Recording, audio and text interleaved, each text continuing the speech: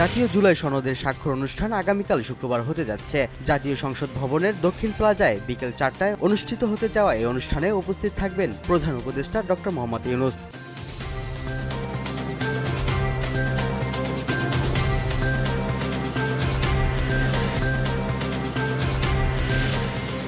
ত্রয়োদশ জাতীয় নির্বাচনকে সামনে রেখে উপজেলা নির্বাহী কর্মকর্তাদের প্রশিক্ষণ 20 অক্টোবর থেকে শুরু হতে যাচ্ছে।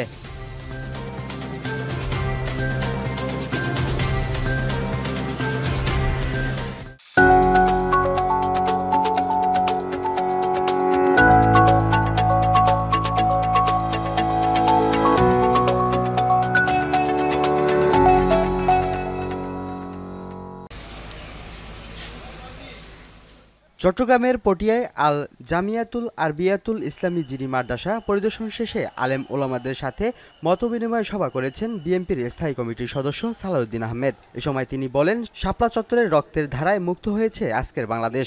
এছাড়াও সম্প্রতি অনুষ্ঠিত বিভিন্ন বিশ্ববিদ্যালয় ছাত্র সংসদ নির্বাচনে বিজয়ীদের অভিনন্দন জানিয়ে তিনি বলেন, জাতীয় রাজনীতি আর ছাত্র রাজনীতি সম্পূর্ণ আলাদা একটি বিষয়। কেউ যদি বলে যে বিএনপি ইসলাম বিদ্বেষী, এটা একটা অপপ্রচার।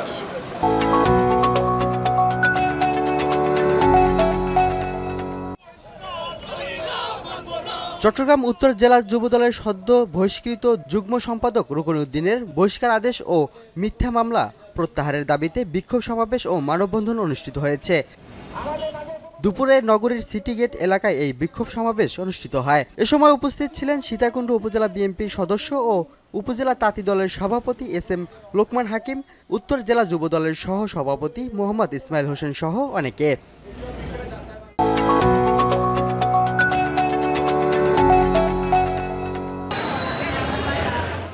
চট্টগ্রাম মাধ্যমিক ও উচ্চ মাধ্যমিক শিক্ষা বোর্ড থেকে নগরীর কাজেম আলী স্কুল অ্যান্ড কলেজের মেয়াদ উত্তীর্ণ কমিটিকে পুনর্বহাল করায় মানববন্ধন কর্মসূচি পালন করেছে প্রতিষ্ঠানের শিক্ষক, কর্মকর্তা, কর্মচারী ও শিক্ষার্থীরা।